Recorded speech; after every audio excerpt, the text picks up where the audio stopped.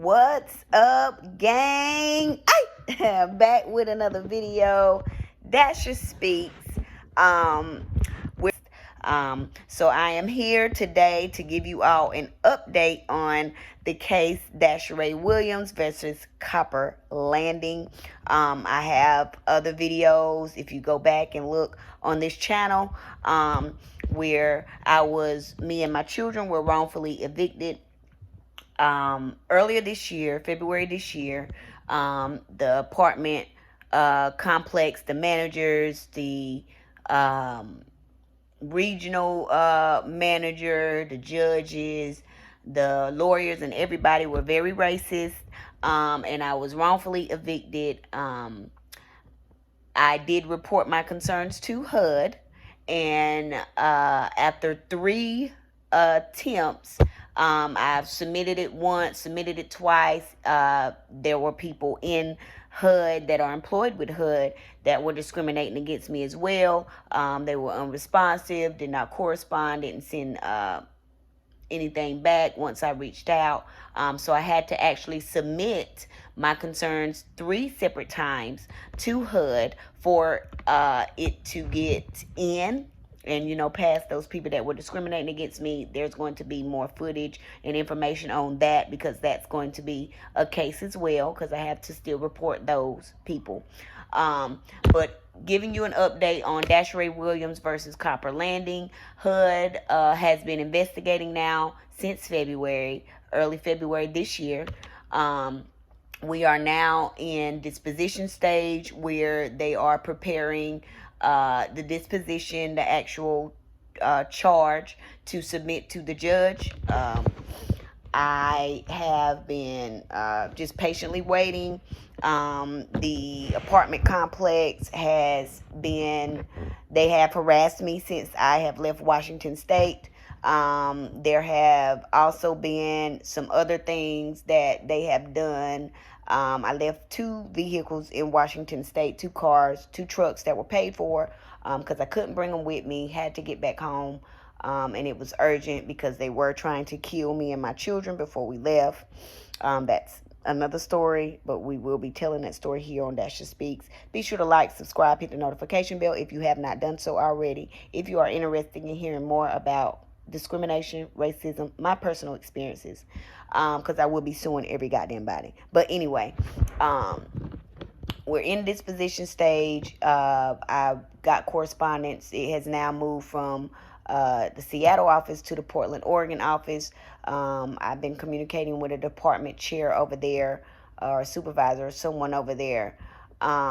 And I reached out to him last week. He did let me know that we were in disposition. We expect this disposition, the creating of this document, to take 2 to 3 weeks. So next week is the 3rd week. I will be reaching out to get some more information next week. So I'm going to give them time to do that. Right now, I am searching for a lawyer. So if you guys know of anyone, or if there are any lawyers watching this, I am looking for a lawyer that wants to represent me on a pro bono cases only,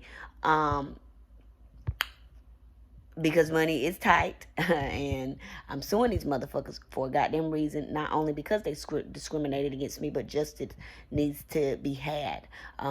Racism still exists. It is going on every day in life. I've had some more discriminatory and racist experiences, and so been getting my feet back on the ground. Had to transition from Washington State to North Carolina. It was a very rough transition. It took me 10 days to get home, 4 days from which I was over there, and I purchased a bigger vehicle, because the one that I had, the Cadillac converter, was out. I didn't trust anybody, couldn't trust anybody to work on that particular vehicle. So I was wanting to upsize and get something more reliable. Bought another vehicle, spent $6 on that vehicle. That vehicle worked for 3 days. This is how racist they are. They sold me a truck that was purposely supposed to stop working in 3 days, so I didn't leave Washington State with that. My intuition wouldn't allow me. I drove it around for 3 days and it just shut off. So I ended up having to leave that one at a hotel. We got stuck at the hotel. From that hotel, I went and got another vehicle, a 1999 Chevy Tahoe. The $6,000 vehicle that I purchased was a GMC Acadia 2009, and the one that I had prior to that was a 1999 RX Lexus 350. But long story short, I had to leave both of those vehicles. One of them, the Lexus, was working when we left. I took and drove it from the auction that I got the GMC from. Drove it from there down the road in Airway Heights to a hotel, left it there. I had every intention on coming back to retrieve it, but I have not been able to get back to Washington State yet. Like I said, we got back to North Carolina, took 10 days, 4 days I drove over there. Once I got the Tahoe, drove the Tahoe around to make sure it was safe, went through a couple snowstorms, and then finally got the courage to just come on home. Because while I was driving around for those 4 days, there were people following us, trying to kill us before we left Washington State. But that's another story. But I will be coming to holler at y'all about that as well. But I just wanted to give y'all an update because I know it's been some time since I posted anything on this channel in regards to the case. I'm not done going through everything that I want to go through because I have video footage of the night of the fire that I will be sharing with you all, from when they were harassing me that night, when the fire department came in and said it was cleared, there was no visible damage. We went back in, and then the hired personnel that the apartment complex hired to come in and create false reports. So I do have some more information to give y'all about this case specifically. There are more cases coming because, like I said, there's been more discrimination. Disposition stage, and I am patiently waiting on the next steps as far as disposition. Like I said, I am looking for an attorney to represent me on a pro bono cases, because money's tight. Just now getting back on my feet, really good, getting my feet planted. Been through a couple jobs since I've been here, been discriminated at a couple jobs. So like I said, there's more content to create for this channel, and I want to I want to get content up at least monthly. So I'm going to commit to making that happen for you guys, because I know you want to stay updated, but my life has been hectic. So bear with me as I get everything in order and, organize everything so that I can continue to bring y'all this content, continue to share my experiences with you all, and continue to inspire, motivate, and let's get some justice. There will be another update on this case. This is just very brief. Wanted to let you know where we are. HUD is still investigating. I submitted the video that I recorded when I had the guy come after their first guy came to assess the damage, and right before the second guy came, after the judge ordered that I let someone else in to do more testing, which they did, and which they created more fraudulent evidence. So the judge was racist, the apartment complex, everybody in the whole goddamn Spokane was fucking racist. So Spokane County, very racist place. I have more stories coming from there, but right now I just want to focus on this story and getting this out.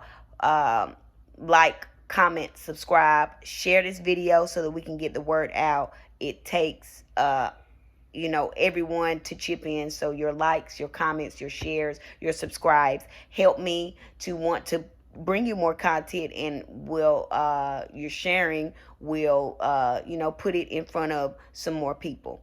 Not really social media.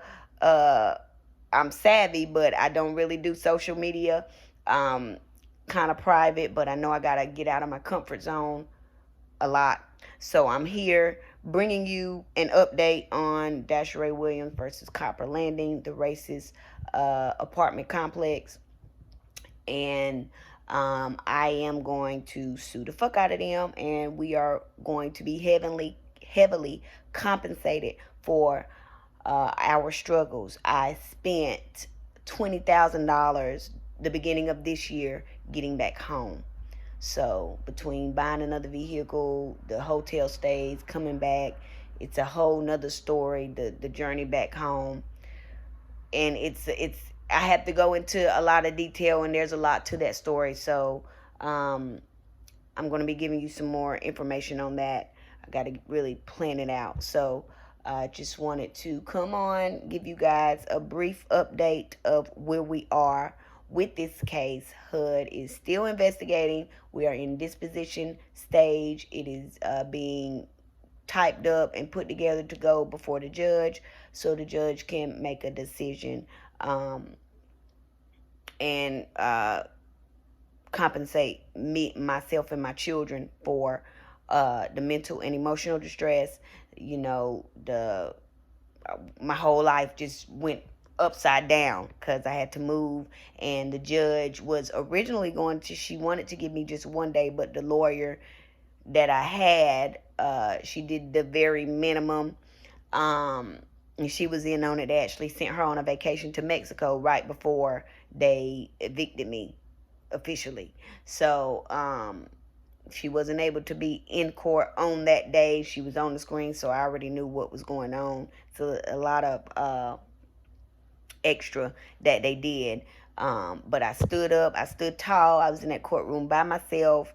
Well, not by myself. Olodumare, my ancestors, 7 African powers, the Orishas, they were all with me in there. And when she gave me my eviction, she said, "You're moving out today." And then my lawyer was like, "No, give her some more time." So she gave me, I think it was 2 weeks to leave. So I had to pack up and leave in 2 weeks. My whole life just upside down changed. So here I am back in North Carolina. Been here since the end of March. We were homeless here for about a month and a half. We got officially housed the end of April. So, you know, since then I've just been putting my life back together, getting everything situated in my household. Got some new equipment so that I can continue on with being verbal and speaking up and speaking out about my experiences, because justice, it's got to be served. So here I am. I'm alive. I'm well. We are better. Experiencing a great deal of PTSD. We all are. Blessed. I am still here, standing strong, tall, grounded, and hey, I'm here. So be sure to like, subscribe, comment, share this video. Let's get the word out. Let's end racism. Let's end discrimination once and for all. I appreciate you tuning in. And I will see you at the next update.